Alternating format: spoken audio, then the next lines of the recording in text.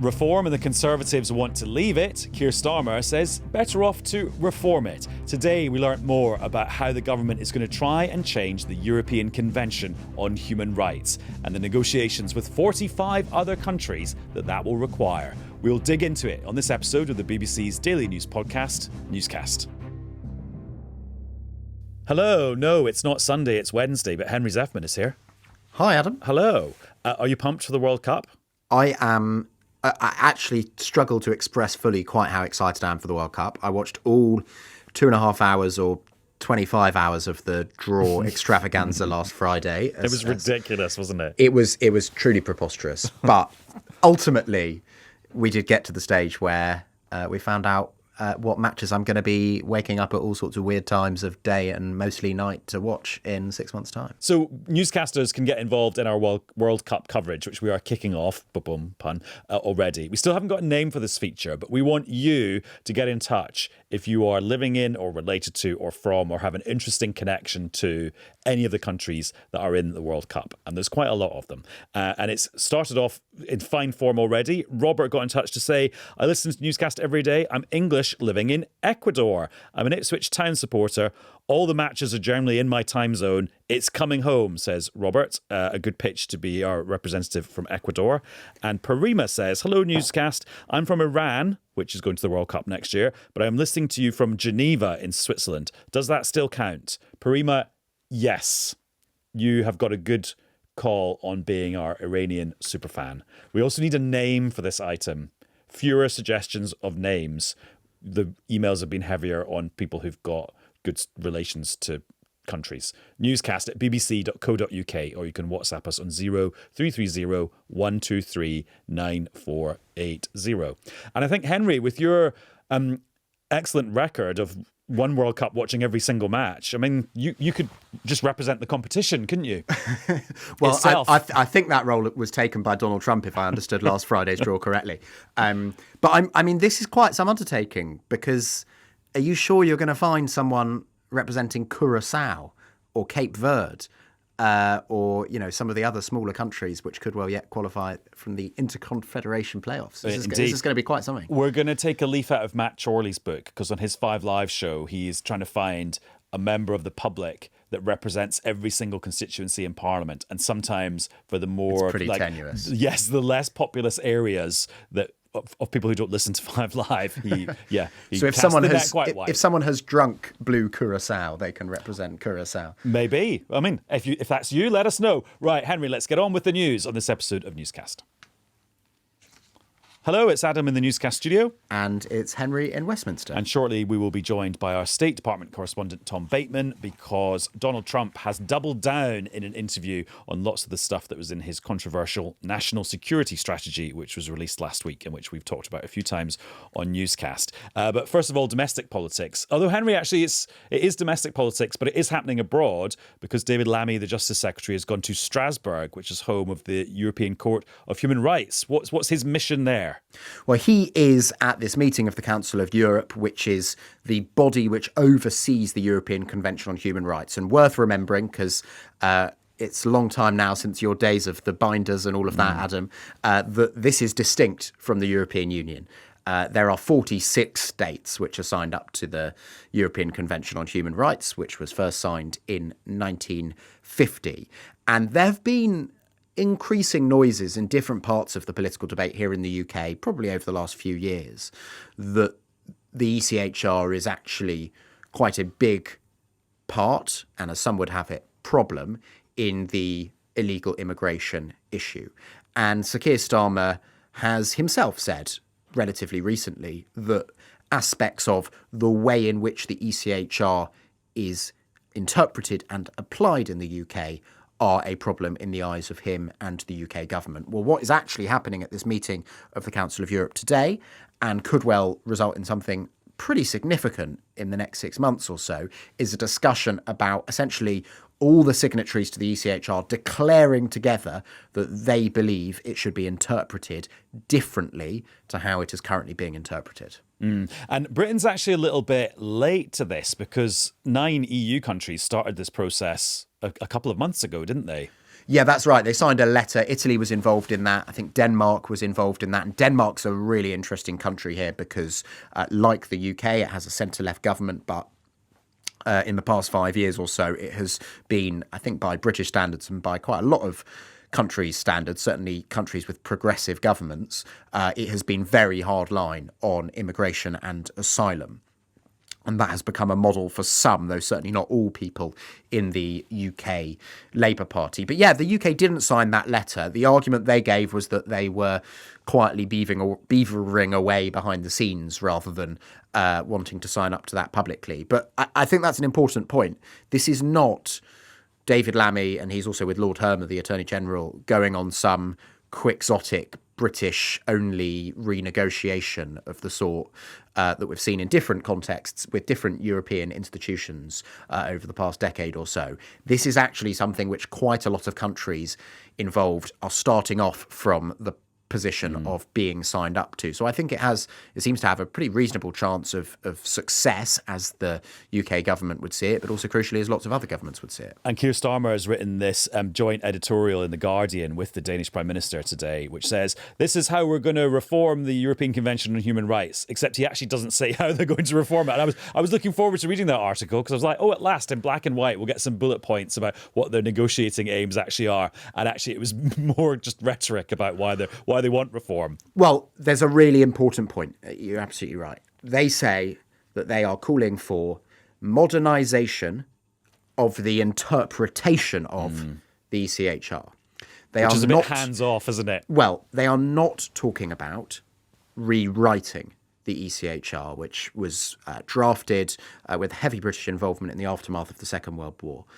What they are talking about, ultimately, is potentially what's being called a political declaration, which all the signatories would sign up to, which would say, this is how we believe the ECHR should be interpreted by domestic courts for the purposes of dealing with illegal immigration, people smugglers, failed asylum seekers, the kinds of people that governments have wanted to deport and, at least in the UK context, has occasionally been blocked by the courts from deporting, sometimes because people appeal invoking rights that they are given under the European Convention of Human Rights. So they are not talking about rewriting the convention. They are talking about essentially a sort of clarification. But if you speak to legal experts, some of them think that clarification could be pretty significant. But it is also, by the way, because it's a minority position, but there are some within the Labour Party who have been calling for Keir Starmer to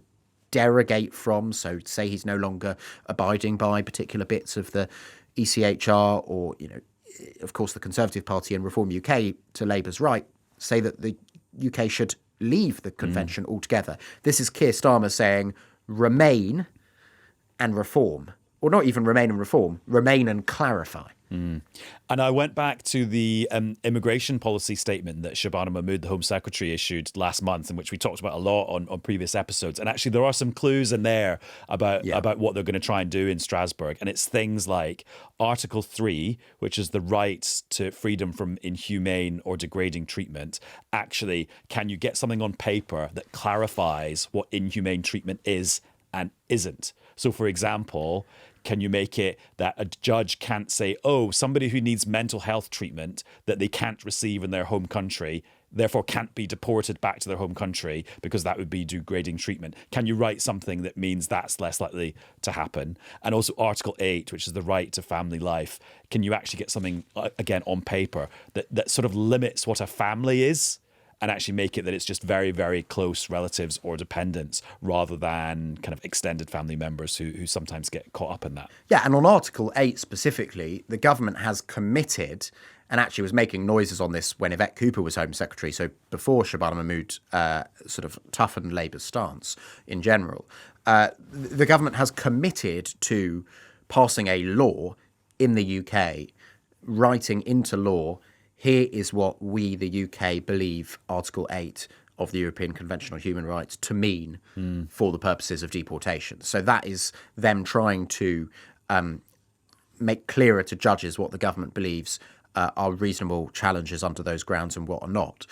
So I think that work we're still expecting to happen. That law we're still expecting to come at some point. But actually, I think what this tells you, and it's always such a good reminder to our occasionally parochial world of Westminster, is that this UK government led by Sir Keir Starmer is not the only government, not the only centre-left government grappling with the politics and the practicalities of illegal immigration in an age of mass migration.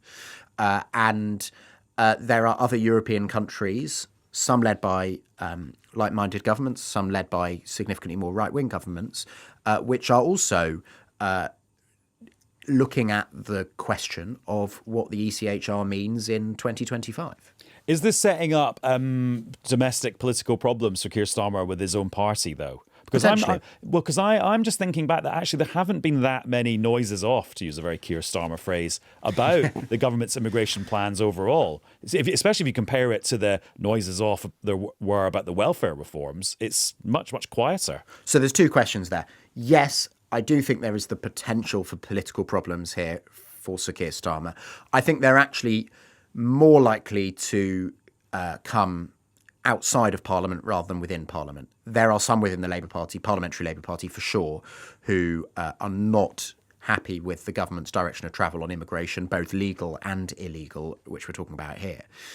But they, I think the more forceful challenge for Sir Keir Starmer will come sort of from progressives more generally, the Green Party, perhaps for these purposes the Liberal Democrats, some independents, who will just make an argument to Labour's left, which some Labour voters will have sympathy with, that the government is starting this from the wrong premise, that they ought to be much more open to and supportive of refugees and asylum seekers who are often fleeing real peril. And so I think there is that challenge there for Sir Keir Starmer for sure. And it's symptomatic of the fact that he is being sort of pulled in both directions politically as the Labour Party has declined in the polls since the last general election. There's the challenge to their right with Reform UK ahead in the polls, and there's the challenge to their progressive left. I think the other point worth making, though, is such an important point. It's perhaps a bit besides today's point, but I do think it's important. You were right to say there was not that much heat in Parliament from Labour MPs for Shabana Mahmood's announcements a few weeks ago. And that is very different to the welfare rebellion and some of the other rebellions we've seen. Well, I think a big part of the reason for that, and I spoke to Labour MPs who went into the House of Commons to watch Shabana Mahmood announce the policies, and they were not necessarily very comfortable about what they'd heard. And then they saw her making a passionate argument from first principles in the House of Commons, slapping down political opponents to her left and to her right. And they thought, oh, wow, this is leadership. So I think actually that, to me, was a real reminder of the force of individual personality in a parliamentary democracy where big parliamentary moments still actually really can set the weather for how things go. Now, as promised, let's catch up with our correspondent at the State Department. It's Tom Bateman. Hello, Tom. Hi, Adam. So we've spent a couple of days digesting this new US national security strategy and the kind of big implications it potentially has in Europe and here in the UK. How has it been received where you are in the US? Well, I mean, unsurprisingly, I think anyone that already supported the sort of Trump worldview is very much aligned with this, although I would say that, many people in America, frankly, are not up all night reading 33-page national security strategies that are released by the White House sort of late on a Thursday night. And also, the slightly strange thing about this is that, every administration releases a paper like this at least one point in their term, but it usually comes with sort of a bit of a fanfare. You might even get a presidential speech to go with it, or at least a senior officials. None of that. It just kind of popped into our inboxes late on Thursday, and then left people digesting it. And it took a few days really. I think it was sort of partly on social media, on X, and so on. The European former officials and former diplomats were suddenly putting out how aghast they were at this thing and what it meant, as you've already been digesting. But in Washington, I think there is anyone who had already some concerns about elements of the Trump administration's foreign policy were really very worried about this. And Henry, this document includes big things like there is a risk of civilisational erasure because of immigration in Europe, according to the American officials, and also things like, America will maybe start getting a bit more involved in European elections on the side of kind of patriotic parties who are opposed to immigration and might be quite far to the right. How has those sort of messages gone down in Westminster? Badly, to say the least. But I think, similar to what Tom was saying, I think it's taken a few days for people here to notice it, really, let alone digest it. But I do think it presents Sir Keir Starmer with more and more of a sort of strategic question, because he has obviously made a big call and has had some success in forging a strong personal relationship with Donald Trump, much stronger than a lot of people would have expected him to manage. He brought Donald Trump over for that unprecedented second state visit as US president, and went to meet him at his golf course in Scotland and so on.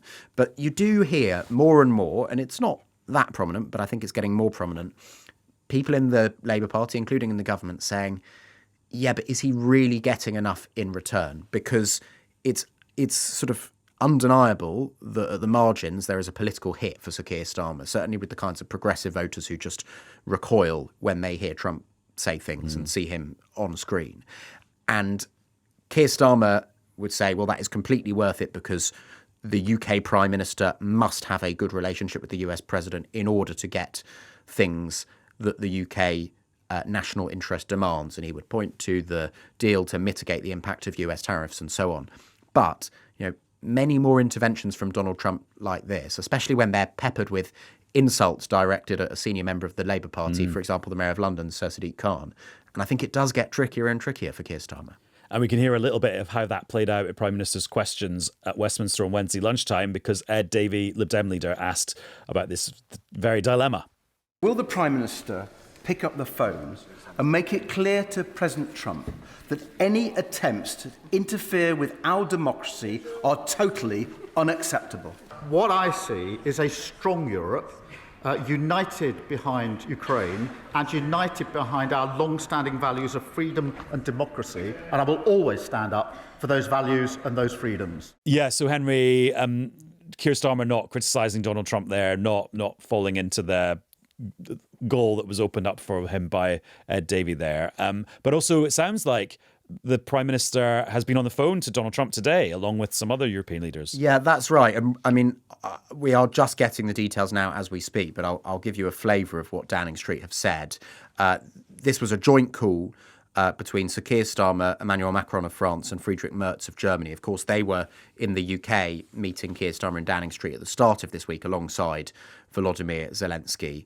I mean, it's a pretty opaque, as it often is on this sort of thing, where it's so sensitive, opaque readout, as they're called, from Downing Street. But they say that the leaders discussed the latest on the ongoing US-led peace talks, and they welcomed the effort to achieve a just and lasting peace for Ukraine. We're told intensive work on the peace plan is continuing and will continue in the coming days. They agreed that this was a critical moment for Ukraine, its people, and for shared security across the Euro-Atlantic region. So those are the words of a Downing Street spokesperson about that call, which seems to have happened really just in the last hour or two. Tom, that doesn't really tell us anything. Yeah, I think that's the kind of language you expect from that kind of a readout. I mean, my sense behind the scenes here is that I think the Europeans feel they are making some progress on the issue of a US security guarantee, and that they're feeling a bit more confident from what they're hearing from the Americans on that. But the really core issue about territory and about the fact that it has always been an absolute red line of the Ukrainians that they won't withdraw from territory that they already control. They already control and simply hand it over to the Russians as part of a ceasefire or peace deal. That I think the Europeans feel they're just not getting enough of a sense the Americans are going to budge on that, and that of course is the thing that Vladimir Putin has always been demanding. So I think that is still a sticking point, and a big and really, really important one in the midst of all this.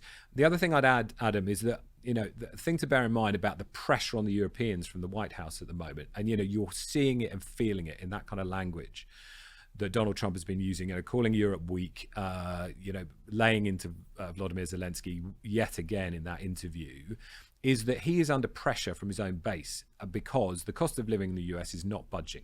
That's what he campaigned on. That's what the American electorate basically expects. He was in Pennsylvania last night doing a very long speech, which was supposed to be about the cost of living, but he sort of veered off onto various other things. But one of the criticisms, including from the parts of the MAGA base, has been that he's been spending far too long, sort of flying off abroad to the Middle East and Asia, trying to solve 8 wars, as he puts it. And they're not really feeling this, and they are feeling the cost of living. So there's pressure on him to come to a conclusion, or he's, in a sense, putting that pressure on himself to finish this thing on Russia-Ukraine. He said he could do it in a day, and yet here it is being strung out. And the question was always who is going to bear the brunt of his impatience. And I think it's increasingly clear that that is Ukraine and the Europeans. So the domestic political situation for Donald Trump is really playing into, I think, the pressure on the Europeans and the Ukrainians at the moment. And Tom, the interview you mentioned there was with Dasha Burns from Politico, quite a long conversation she had with Donald Trump. And at one point it became, well, almost like a British political podcast. Let's have a listen to that a little bit. So if you take a look at London, you have a mayor named Khan. He's a horrible mayor. He's an incompetent mayor, but he's a horrible, vicious, disgusting mayor. I think he's done a terrible job. London's a different place. I love London. And I hate to see it happen. My roots are in Europe, as you know. Right. And I hate to see that happen. This is one of the great places in the world, and they're allowing people just to come in and unchecked, unvetted. So how involved are you going to get? I mean, could we see you getting involved in European I want to run the for United example? States. I don't want to run Europe. I'm involved in Europe very much. Might you endorse NATO candidates? calls me daddy. I mean, I have a lot to say about it. Look, I raised the GDP from 2% to 5%. The 2% they weren't paying and the 5% they are paying. And Henry, I mean, Donald Trump has said disparaging things about Sadiq Khan, the mayor of London, before, but that's kind of like turning them up to 11. Yeah, it is. He's actually said disparaging things about Sadiq Khan while sitting next to Keir Starmer before. And on that occasion, if I remember rightly, Keir Starmer interjected and said something like, well, he's a friend of mine. But I do just think all of these things accrue over time, and the pressure for what I think at this time of year we're constitutionally required to call a Love Actually moment from Keir Starmer, is going to increase. He's always going to resist it, of course, and I think pretty much every prime minister would have resisted it as well. But it is tricky for him, I think, when Sadiq Khan is one of the most senior, long-standing elected politicians in the Labour Party, and he's being directly and pretty viciously attacked by one of the UK's most important allies. And Tom, what is in this politically for Donald Trump to be doing this? Because, you talked about your average American not staying up late to read the national security strategy. I can't imagine like the equivalent of the dog and duck in Wichita, Kansas. They're all going, oh yeah, have you seen what Sadiq Khan's done? Tube fares are going up by 5.8% next year, inflation busting. Yeah, but I would say it is in part with Donald Trump that he does have fixations with certain politicians. And as you've been saying, Sadiq Khan is one of them. And it is a kind of easy and quick hit for him. One of the things that he was saying in the sort of longer clip is he was blaming the Mayor of London on immigration policy that is decided by the UK government, which of course the Mayor of government has absolutely nothing to do with.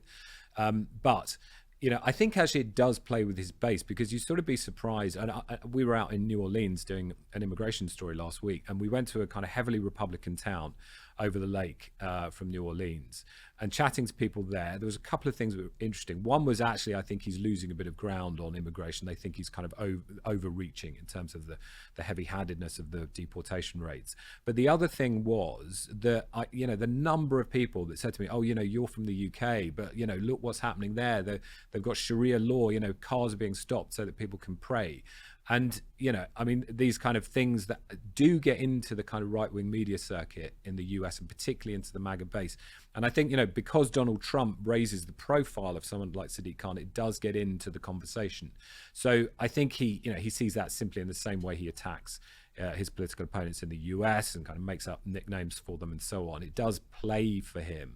So that is part of this. But I think the really concerning thing that's happening here, and he was asked in that question about basically, are you going to start putting pressure on, meddling in European elections?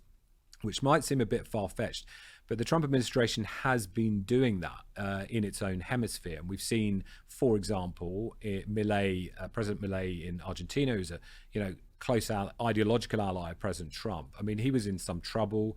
There was a big bailout that went in before the election from the US into Argentina, which basically,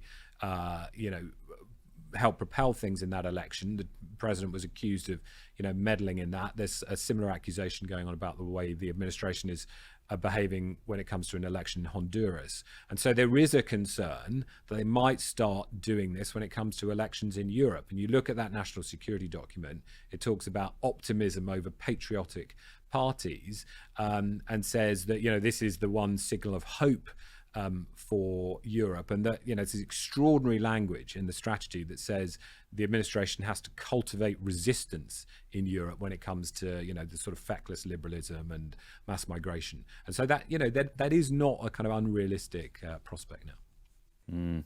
Very interesting. Also, this is a total sidebar thing, but I saw the clip on social media this morning of where Trump's on the plane and he's talking to the journalists and the toilet door opens and sort of crashes into him. And then he starts having a little chat with whoever is behind the toilet door. And it's one of those moments where you see that Trump has got real charm and you find yourself chuckling along to it and you're like, oh, he's a really nice guy in that moment.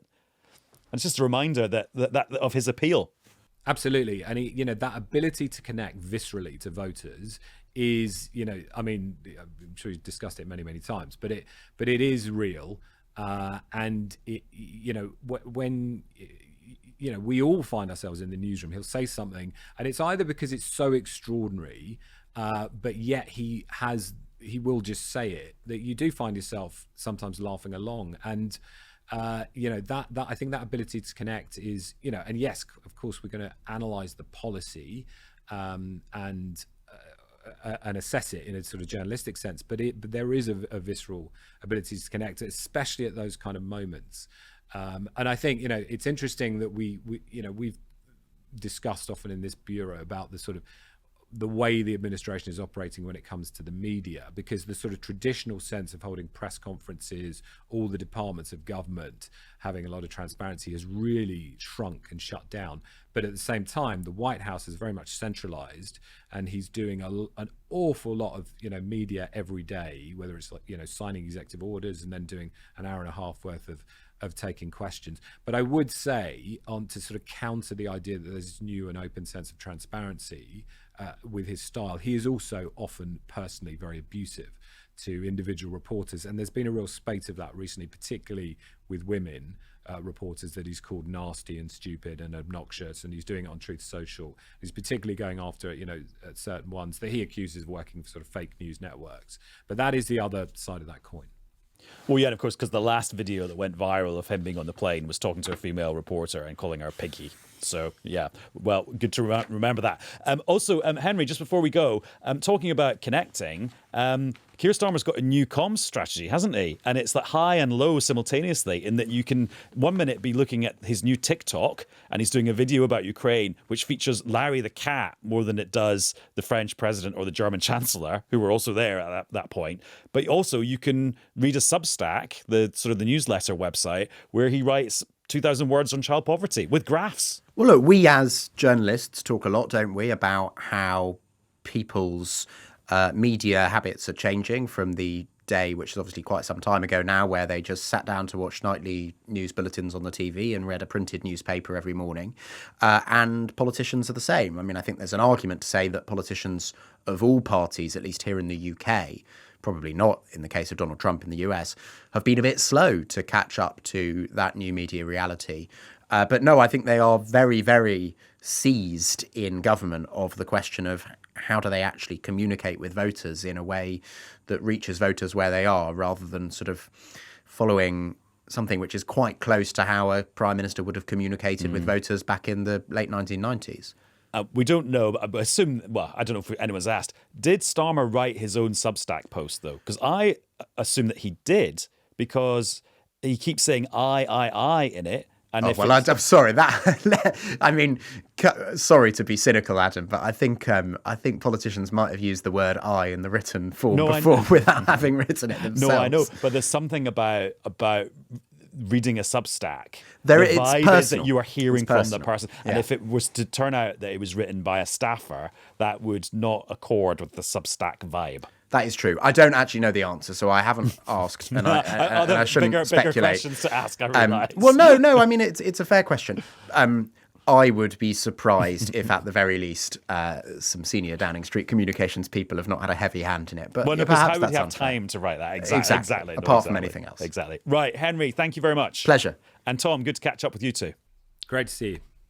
And that's all for this episode of Newscast. Thank you very much for listening. We'll be back with another one very soon. Bye-bye.